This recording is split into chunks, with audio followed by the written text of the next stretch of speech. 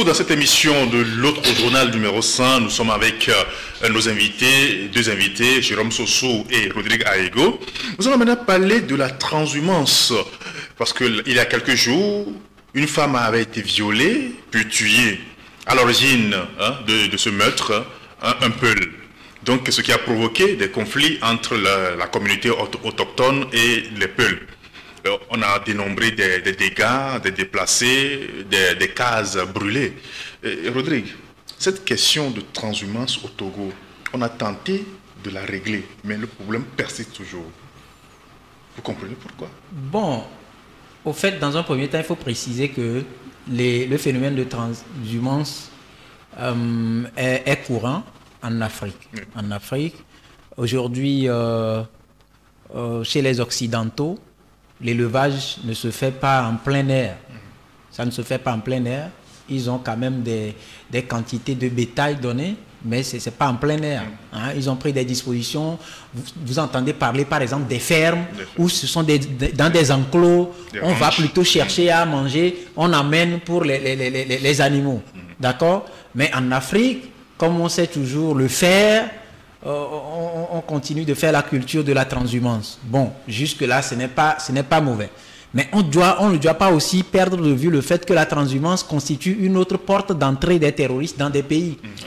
Et il y a quelques années, sur nos routes, surtout à l'intérieur du pays, certains qui étaient prêtés à des nomades là, Peuls qui arrivent chez nous, étaient mêlés à des braquages sur les routes. Alors, ce qui se passe fondamentalement, c'est que aujourd'hui, il n'y a plus tellement de terres cultivables. En fait, la terre est là, mais vu que les jeunes ont déserté les villages, les campagnes, les fermes pour venir conduire les migrants à Lomé, il n'y a plus tellement de culture. Alors, le peu qu'il y a, vous voyez par exemple les Peuls qui viennent envahir ces champs-là avec leurs animaux et ça dévaste les champs, ça détruit les champs.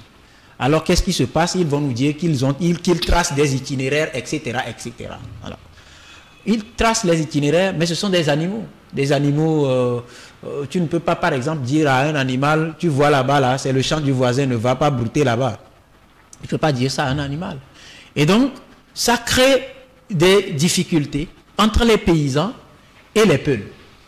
On ne va pas nous dire que les Togolais sont contre les Peuls. Moi, je connais des Peuls qui sont Togolais, qui se sont sédentarisés carrément, qui se sont installés, qui ont épousé nos sœurs, qui ont des enfants. J'en ai rencontré à Pagala, j'en ai rencontré à Langabou, j'en ai rencontré à Nié, j'en ai rencontré dans le Pendial.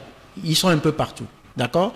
Alors, le problème fondamental que cela pose, c'est le traitement des conflits qui naissent, ou je dirais des problèmes qui naissent de ce phénomène de transhumance. Mais lorsque, par exemple, les animaux conduits par les Peuls dévastent le champ des autochtones ou d'un paysan, le paysan va se plaindre chez qui? Mais le Peul a le courage, par exemple, de dire au paysan, j'ai l'argent, donc il vend, il lui suffit de vendre un bœuf, le problème est réglé. J'ai été témoin de ce phénomène à Pagalaga en 2007, lorsqu'une dame est partie au champ. Et donc, les jeunes qui étaient dans les champs avoisinant son lieu de truc là, entendaient son cri de détresse. Le temps d'arriver, elle était déjà presque morte. Et on s'est rendu compte que des hommes venaient de passer par là. Parce que voir l'état de la dame, tu sens, les jeunes ont compris. Et ils se sont dit, mais avec les images là, c'est sûr que les auteurs ne sont pas loin. Il faut les chercher. Et derrière les buissons, on voit malheureusement un Peul qui n'avait même pas encore réussi à remonter son pantalon. La dame a été sérieusement violée. Et donc, sur le coup de la colère, ils ont lynché le Peul. Et ça a déclenché le conflit entre les Anyanga et les Peuls. Qu'est-ce qui se passe? C'est la gendarmerie qu'on appelle qui débarque à Pagala à 2 h du matin pour bien mater les populations. Et je dis, mais c'est quoi? À l'époque, le ministre Amadou Yakoubou, c'est lui qui était le ministre des Droits de l'Homme. J'avais le contact de son directeur de cabinet, je l'ai appelé. Mais attends, il me dit, mais que... bon, on a essayé d'échanger. Il me dit d'appeler le ministre. J'appelle le ministre, il me raccroche au nez. Je dis, mais attends, ça c'est extrêmement grave. Et donc, je suis passé par des moyens Et après, j'ai compris qu'il y a des dispositions qui ont été prises parce qu'ils ont arrêté les jeunes, soit disant que les jeunes ont tué les bœufs. Donc les bœufs étaient devenus plus importants que la vie de la pauvre dame qu'on venait de violer et qui est décédée. Donc, au fait, c'est le règlement de ces problèmes-là. Peu de choses, c'est la gendarmerie qu'on fait débarquer pour mater le paysan là. Et quand tu fouilles, tu vois que dans les troupeaux là, ce ne sont plus forcément des bœufs de transhumance qui viennent du Niger, etc. Mais ce sont plutôt des troupeaux de bœufs appartenant à certaines autorités qui sont dans les champs pour les dévaster. Et ça crée des problèmes un peu partout.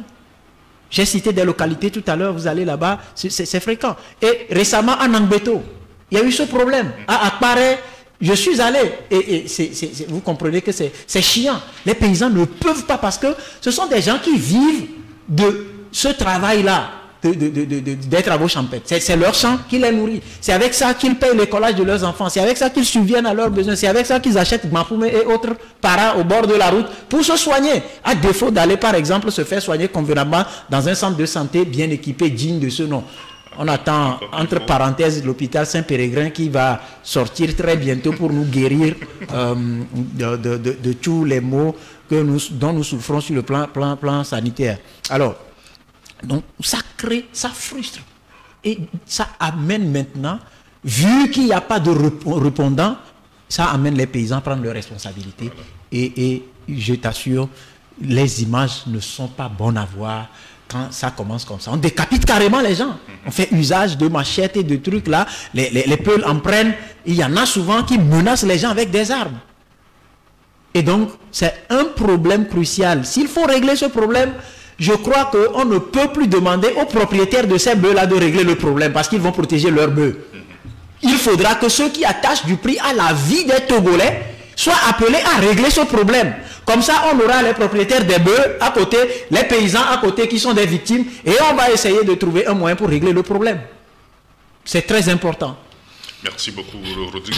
Oui, Jérôme, voilà le sujet posé, la transhumance, les conflits issus de la transhumance. Oui, ça devient un problème. Je me rappelle plus exactement de l'année. Les autorités togolaises avaient informé les populations qu'ils ont tracé un couloir et éviter ces conflits. Mais aujourd'hui, que deviennent ces couloirs-là? Pourquoi est-ce que les conflits continuent pas à se déclencher? Et comment est-ce qu'on règle même les problèmes? Je tentais de le dire. C'est là où se trouve le problème, véritablement. Et le phénomène de transhumance ne date pas d'aujourd'hui, tu l'avais dit également. Et donc, il revient fondamentalement à ceux qui dirigent le pays de faire face à ce problème. Moi, je disais souvent qu'après le foncier, c'est l'autre problème qui va emporter le Togo si on ne sait pas faire. Prions Dieu. Oui, mais c'est vrai que Dieu est là. On va dire qu'après le foncier, c'est la transhumance qui constitue le terrorisme qui détruit le Togo. Bien évidemment. Ouais. Donc, si le problème foncier est là, on ne le règle pas, on déplace les problèmes et on se dit qu'on le règle, on se trompe. Si ce phénomène de transhumance qui date déjà depuis plusieurs années et qu'on n'arrive pas du tout à trouver une solution durable et adéquate, je ne sais pas en quoi on s'attend. Parce que la dernière fois, lorsque des gens ont courage de brûler les maisons des gens et que ces gens-là vont dormir où? Et en retour, eux aussi, ils ont tué, selon les informations, plus de 100 bœufs. Oui, 105 ou 100 plus de 100 bœufs. Maintenant, à qui profite tout ça là? Et pourquoi est-ce qu'on n'arrive pas à régler, on n'arrive pas à creuser l'abcès, à régler, à guérir complètement cette plaie-là? C'est parce que la plupart de ces bétails appartiennent à ceux à qui ça appartient, et dans le pays. Et des gens donnent du prix, comme l'a dit Rodrigue tout à l'heure, des gens donnent plus de prix à ces bœufs-là, plus que la personne humaine. La vie humaine, là, on s'en fout peut-être, et puis bon, on protège les bœufs. Et qui protège les bœufs, protège les peuls.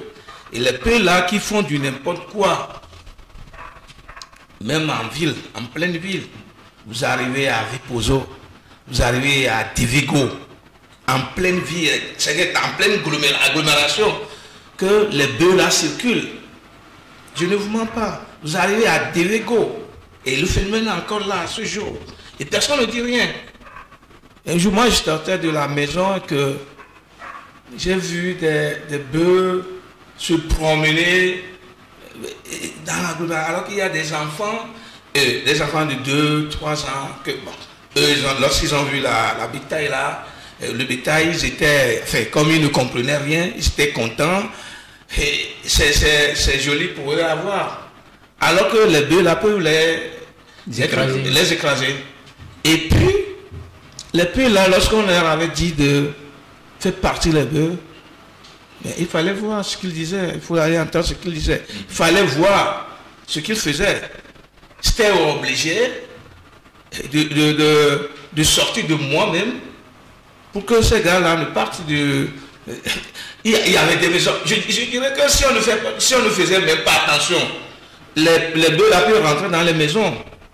Et puisque c'était dans une agglomération, il y avait du monde, des gens dans leur maison. Et puis, comme il y avait une petite, je n'allais même pas dire brousse, il y avait de l'herbe quelque part, un peu d'herbe quelque part là, on a amené les bœufs pour manger. Et ça se trouve, partout vous arrivez à Vipozo, on ne règle pas le problème. Maintenant, ceux qui sont à l'intérieur du pays, vous allez voir, les bœufs là traversent la route comme ils veulent, ils détruisent les champs des gens comme ils veulent, et puis on ne règle pas le problème. Et nous n'arrivons pas à manger la viande de nos bœufs que nous élevons ici suffisamment. Ce sont les Occidentaux qui nous amènent en grande quantité. Et comment eux ils font? On ne parle pas de transhumance. C'est parce que je dis là a donné la solution. Vous créez des fermes. Vous créez des fermes, vous créez des enclos, vous mettez vos bœufs dedans, allez leur chercher à manger. C'est simple. Si avec cette histoire de transhumance, vous n'allez jamais régler le problème. Si vous continuez de laisser les bœufs là circuler comme ils veulent, trouver des herbes là où ils en trouvent, et bizarrement aller boire dans la même marque que les humains. Et les gens là ne vont pas dire non, hein. Les gens là ne vont pas s'y opposer. C'est-à-dire qu'on amène les bœufs dans la rivière là qui sert d'eau potable pour la population. Les bœufs là viennent, ils font leur caca même dedans. Et puis bon, personne n'a le droit de dire non. Vous n'allez même pas toucher à un seul bœuf. Et vous allez vous créer des soucis. Et c'est parce que ces bœufs-là appartiennent à la plupart de ceux qui appartiennent au pays. Donc, c'est ça quoi. C'est ça. Et puis, Jérôme m'a ramené une image. J'étais dans le Pendial avec Idelphonse Akpaki et 2 autres amis. On est allé auprès des bonnes femmes qui étaient pratiquement dans le lit du fleuve Oti. Ouais. Et on a vu les troupeaux de bœufs sont arrivés. On a vu les femmes qui prenaient leur douche dans le fleuve, les bœufs qui viennent aussi boire, qui défèquent et tout, tout le monde se lave. Et l'image qui m'a fait un peu pleurer sincèrement, c'est la femme, elle a fini, tu sais, la femme, elle se lave, elle fait ses toilettes intimes et tout, dans l'eau du fleuve, et elle finit, elle prend sa bassine, elle puise l'eau, et elle était en train de partir. Je dis, c'est pour aller faire quoi? Elle me dit que c'est pour aller préparer à manger et boire, c'est ça. Donc vous voyez que je place ça dans le contexte d'un enfant qui vient de prendre son bain dans une bassine et qui prend un pot pour puiser l'eau et boire. Vous voyez le sens de tout ça là? Ça c'est l'image que ça m'a... C'est pitoyable. C'est l'image que ça m'a ramené. Vous allez à Akpare, il y a aussi, j'appelle ça étang. C'est pas l'eau qui circule, mais l'espace arrive quand même à leur garantir, à leur servir de source d'eau. Et un peu plus haut, il y a la maison d'une autorité qui a forage, tranquillement. Et je t'assure, quand tu arrives là-bas, les gens se lavent. Après, ils prennent des bidons de 25 litres, là, les bidons jaunes, là. Ils puisent l'eau, direction la maison. C'est pour aller préparer à manger et boire. Alors, je parlais du règlement des problèmes. Aujourd'hui, le paysan qui va se plaindre, par exemple, à la gendarmerie, au commissariat ou chez un CB pour dire « Ah, voilà, les bœufs sont venus ravager mon champ, etc. etc. » Je vous assure que ce paysan-là court le risque de se faire emprisonner. Bien sûr. On n'inquiète pas le peuple, mais on inquiète le paysan. Donc le peuple bénéficie d'une impunité. D'une impunité totale. Et c'est pour ça qu'ils se comportent en territoire conquis quand ils arrivent dans les milieux. Ils vous menacent. Même les chefs traditionnels n'ont pas leur voix devant ça. Encore que la chefferie traditionnelle est finalement chosifiée dans notre pays. Hein? On n'a jamais nommé un chef. Nulle part ailleurs. Moi, je viens d'une famille assez large qui s'étend du Togo au Ghana, en Côte d'Ivoire, au Bénin, au Nigeria et au Cameroun. D'accord? Donc, une grande famille où il y a des chefs. Et je sais comment on devient chef. Ça, c'est aussi ici la parenthèse. Donc, aussi longtemps qu'on va garantir l'impunité à ces peuples-là. Mais, attends. Qu'est-ce que cela va provoquer? Les paysans, au lieu d'aller se plaindre pour courir le risque d'emprisonnement, va essayer de régler le problème à son niveau. Et ça arrive qu'on découvre des cadavres dans les champs. Il arrive qu'on découvre des cadavres, des corps sans vie dans les champs. Et quand vous voyez les traces, vous voyez que les bœufs viennent de passer par là. Et on attribue le décès aux peuls. Sans enquête, parce que ce sont des paysans. Ils en concluent que, oui, c'est eux, et ça déclenche automatiquement. Quand ça s'est passé à Gléy, vous avez vu les images? Vous avez vu les images, c'était horrible. Parce que les autochtones ont été obligés de s'attaquer aussi aux peuples sédentaires, aux peuples qui vivaient déjà. Parce que la colère, quand ça arrive à un niveau donné, on mélange les couleurs. On mélange les couleurs. Et donc, de grâce, essayons de régler ce problème-là en Afrique. En Afrique, il faut régler ce problème. D'ailleurs, le vilain plaisir de voir, par exemple, les moutons se promener tranquillement dans les rues de la capitale. Moi, dans les grands pays aujourd'hui, même en Afrique, il y a des pays en Afrique dans lesquels ça n'existe plus. Ça n'existe plus. Ailleurs, par exemple, quand on voit, par exemple, ces animaux-là, mais c'est fini, on les prend. On les prend et ça devient, je ne sais pas si c'est ce qu'on a voulu faire en allant, par exemple, sécuriser les moutons de Bossie, mais à l'époque, je ne sais pas si c'était ça. Il faut dire que c'est vrai que le ministre de la Sécurité, le gérant Yad Damran, entre-temps avait commencé par régler le problème de cette façon, en sensibilisant les paysans et puis les peuples. Mais c'est encore insuffisant. Moi, je crois que on ne devait pas baisser les bras dans cette sensibilisation-là. Parce qu'il arrive que les peuples et les paysans ne comprennent pas réellement la situation et qu'en réalité, ils devaient quand même se comprendre pour tenter des solutions durables à ces problèmes-là. Oui, l'accident dont parlait tout à l'heure Rodrigue, je voulais parler de ce qui s'était passé à Gléy. Le ministre s'était en fait impliqué véritablement, mais on ne devait pas lâcher. En réalité, à mon sens, jusqu'à ce jour, on devait quand même continuer ou accentuer la sensibilisation. Mais c'est fait qu'à un moment donné, bon, peut-être qu'au premier jour, aux premières semaines de la sensibilisation, il a semblé que les paysans et les peuples ont peut-être compris le ministre et puis et c'était arrêté comme ça. Moi, j'aurais souhaité à ce jour que monsieur le ministre Yad Damran réactive cette sensibilisation et que ça devienne quelque chose de routine. Et ça pourrait quand même garantir une solution, même si elle ne sera pas définitive, mais ça peut quand même permettre à ce que les peuples, comment appelle-t-on, les peuples connaissent leur devoir, justement leur devoir, parce que il faut pas faire promener les bœufs dans n'importe quel sens, Et ça aussi permettra aux paysans de comprendre qu'à des moments donnés, si le peuple fait divaguer un peu son bétail, qu'on pourrait quand même l'approcher et l'orienter dans le sens qu'il devait y aller. En réalité, lorsqu'on va continuer de faire... Même simplement, on a parlé de l'impunité. Je crois que pour régler, si le paysan sait que lorsque les bœufs vont venir dévaster son champ, il va se faire dédommager, mais le paysan ne va pas s'enflammer. Donc il faut régler le problème au niveau des brigades, au niveau des commissariats, au niveau des trucs là qui sont dans les villes, au niveau de la justice et au niveau de la justice aussi. Il ne faut pas garantir l'impunité. Il ne faut pas ériger l'impunité en mode de gouvernance. Ce n'est pas possible. Oui, ça fait trop mal. Oui. Essayez, lorsque par exemple le paysan va venir se plaindre, qu'on essaye de régler le problème pour apaiser par exemple le paysan. Quand tous les paysans vont se rendre compte que si jamais les bœufs tombent sur mon champ et tout, je ne perds pas grande chose parce que ça me permet même de gagner de l'argent peut-être pour aller acheter de l'engrais et continuer truc là.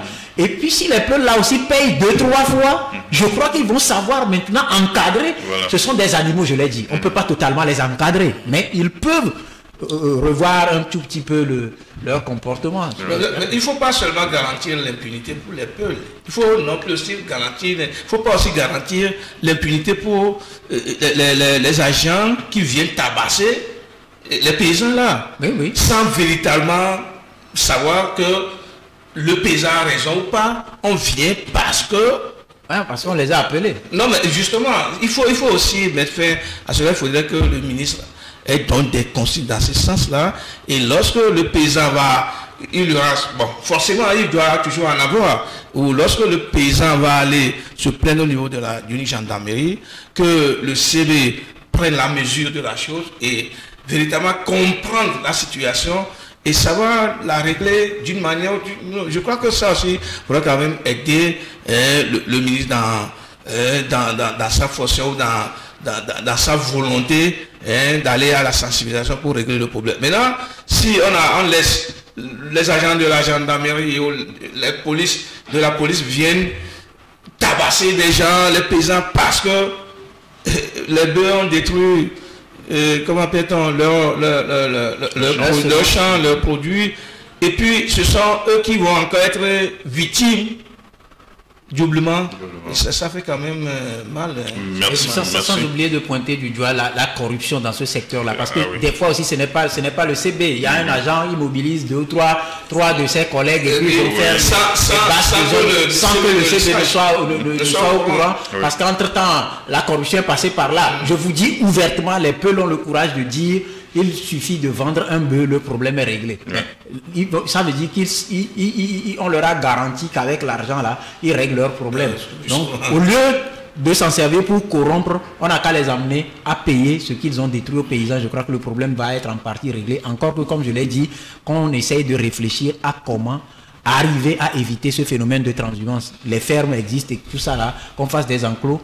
Et puis on va régler le problème. Merci beaucoup, messieurs. En tout cas, en évoquant ce sujet, notre objectif n'est pas de monter une communauté contre une autre, mais de vous proposer des pistes de solutions pour régler définitivement ce problème dans nos villages et fermes. Un mot sport, les amis, depuis dimanche 6 février, les rideaux sont tombés sur la 33e édition de la CAN Cameroun 2021 et le sacre, c'est le Sénégal qui l'a eu. Le Sénégal est porté sur le toit du football africain, une leçon pour le Togo, une leçon pour ces pays-là qui ne veulent pas développer leur football. Bon, est-ce que ces pays vont servir d'exemple au Togo? Parce que nous avons notre propre histoire, nous avons notre façon à nous aussi de voir les choses. On a parlé des bus tout à l'heure, les autres en achètent selon leur goût. Nous aussi, nous en avons acheté selon notre goût. Nous pratiquons le football selon notre goût. Eux aussi pratiquent le football selon leur goût. Aujourd'hui, ils sont sur le toit du football africain et c'est une fierté. Vous avez compris, on ne peut pas se développer dans la pagaille. On ne peut pas se développer dans la pagaille. Simple championnat, on n'arrive pas à organiser, on rêve de remporter une CAN. On a combien de terrains pour en organiser? En 2007, le Togo avait organisé la CAN des U17. Et à l'époque, on a essayé de rafistoler un peu le stade municipal de Lomé. On a ajouté à ce stade-là le stade de Kégué, avec les deux stades-là qu'on a essayé d'organiser la compétition. On a mis des stades comme le stade d'Agoua à la disposition de certaines sélections pour leur entraînement. Il y a eu le site de la BCAO pour l'entraînement de certains. C'est comme ça qu'on avait organisé. À combien d'équipes à l'époque? Et le Togo a été vice-champion. Encore qu'on avait pris, tout comme plusieurs autres pays, des gros cadets bien nourris pour aller compétir. Donc aujourd'hui, je crois que le sérieux qui manque au Togo, c'est ça le problème. Le sérieux qui manque, celui qui veut diriger une fédération, il vient avec quelle vision, quel problème? On vous parlera du candidat de la maison. Le candidat de la maison vient avec quelle vision? Il a quelle vision pour quelqu'un qui n'a jamais joué au foot va diriger le football? Ou quelqu'un, si je dis ça, ce serait peut-être offensé, mon cher ami, comment dirais-je, le Special One. Il n'a jamais joué, mais il est un bon entraîneur. Mais ce que je veux dire concrètement, il faut connaître quelque chose pour bien diriger la chose. C'est de cela qu'il s'agit. Il faut avoir... Le Togo s'est qualifié en 2006, en 2005 pour la Coupe du Monde et la Coupe d'Afrique des Nations d'Égypte. Oui, la qualification c'était en 2005. On a participé en 2006, en janvier je crois à la CAN, et après en juin à la Coupe du Monde. Mais c'était du hasard. On ne s'attendait pas. Mais il faut avouer qu'à l'époque, il y avait un travail qui a été entamé. Et ça a payé. Mais il n'était pas seul. Il n'était pas seul. Il n'était pas seul.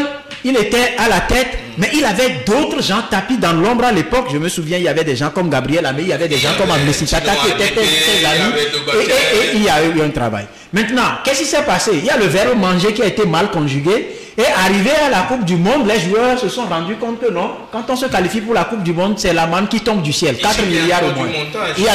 Voilà. Et il y avait eu grève à l'époque. Les joueurs ont exigé 150 millions.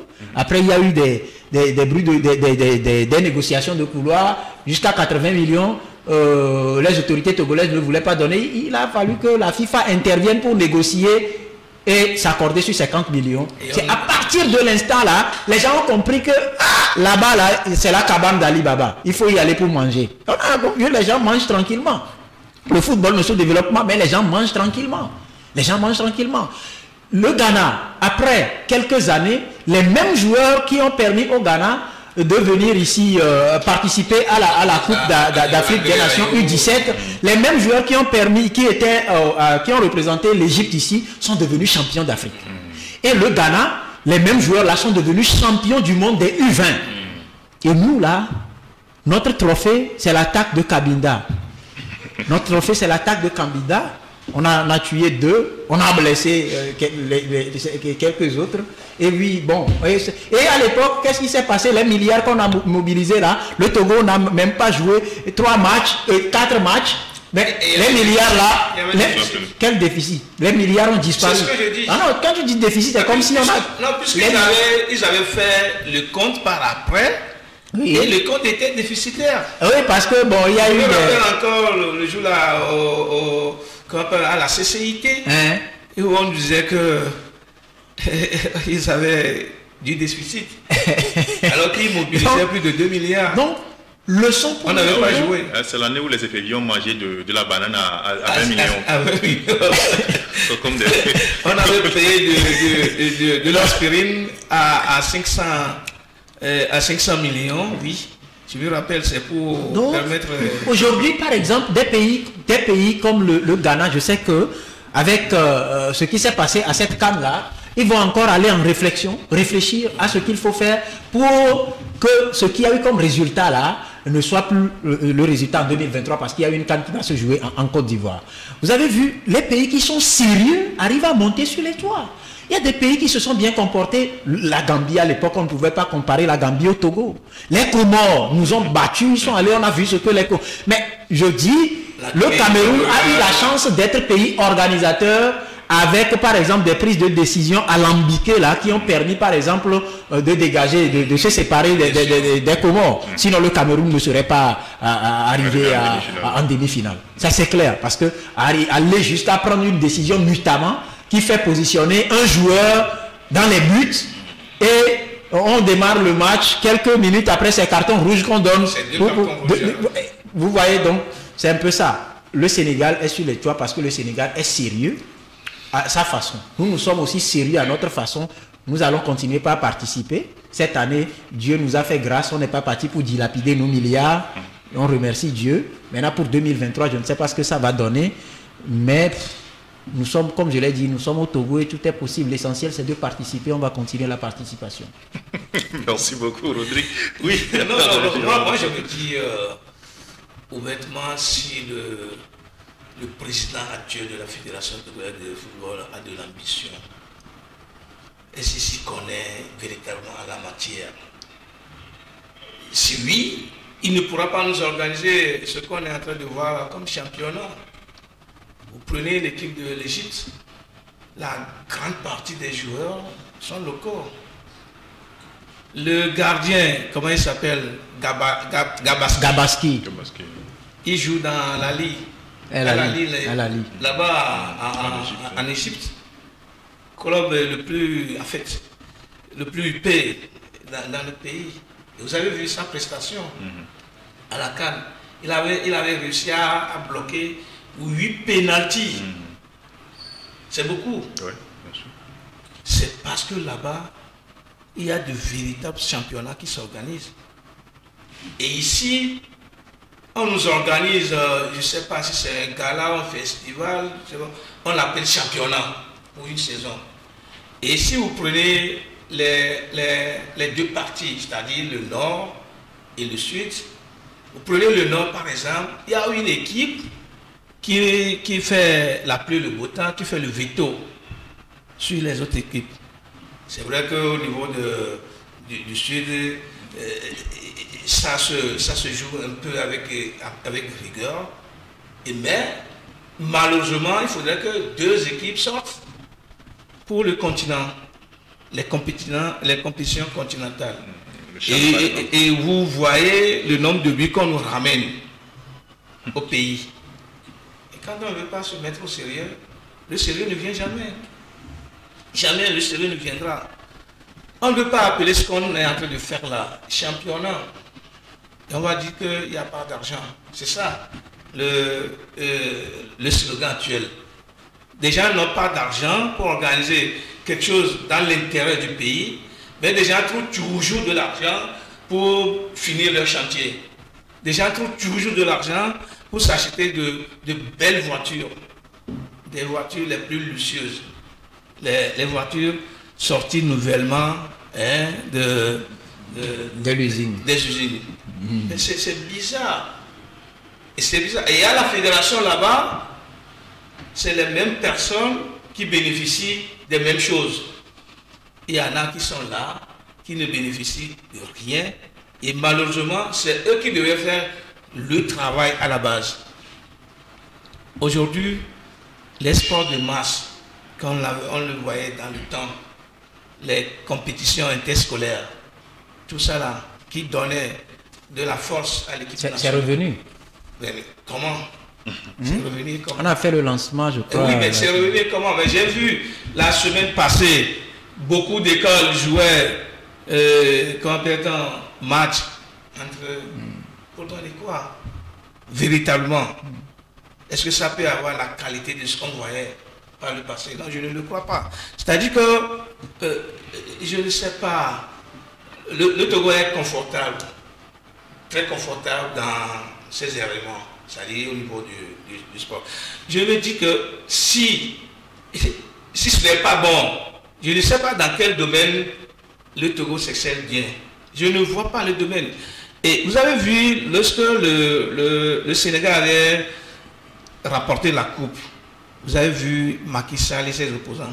Vous avez vu les images. Il n'y avait plus la politique. Il n'y en avait plus. Sanko, Macky Sall et tout là. On ne saurait même pas que Macky Sall avait déjà envoyé Sanko en prison. Mais il s'embrassait. C'était une image incroyable. Et vous avez vu quel est ce président, quel est ce chef d'État qui va demander à la population de sortir et la population va sortir comme ça, ce qu'on avait vu là. Jusqu'à ce qu'on ne férit le lendemain, le lundi. Le lundi, oui. Vous voyez, cela veut dire que le sport aujourd'hui est incontournable. Surtout le football. Il est incontournable. Il suffit que le pays soit qualifié pour la CAN. Vous vous rappelez de 2005, lorsque Yadine était mort, et lorsqu'il y avait toutes les difficultés dans le pays.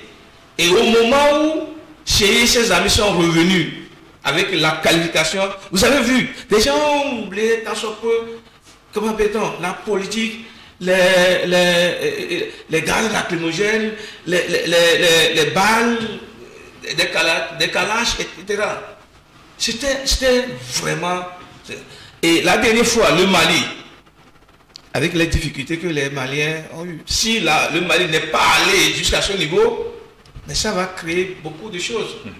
Mais c'est important que ceux qui nous dirigent là, dans le football, qui se donnent des ambitions. Moi, je crains que le Togo ne va pas participer pour la 3e fois consécutive à la CAN de 2023. Parce que le Togo ne peut pas se mettre aujourd'hui devant le Comore.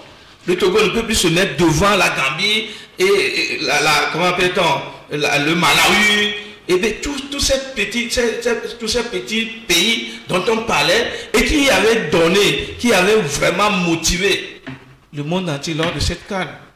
Il faut que le Togo travaille. Si on ne travaille pas, je crois que ça doit donner à réfléchir à ceux qui dirigent le football, la fédération. Et ça va faire également réfléchir et le staff technique et les joueurs. Sinon, 2023, ça va encore nous passer et nous allons revenir ici faire des critiques. Merci beaucoup, messieurs. Nous sommes presque arrivés à la fin de cette émission. Il ne me reste qu'à vous demander un mot pour clôturer cette émission. Oui, Rodrigue. Ben, c'est tout simplement dire que comment dirais-je, le bonheur ne peut pas continuer par tomber du ciel dans l'esprit des gens. Il ne faut pas qu'on continue de rêver. Si on est sérieux, les choses se feront de la meilleure des façons. Mais si on n'est pas sérieux, on végète dans la pagaille. Je crois qu'on aura nos yeux que pour pleurer.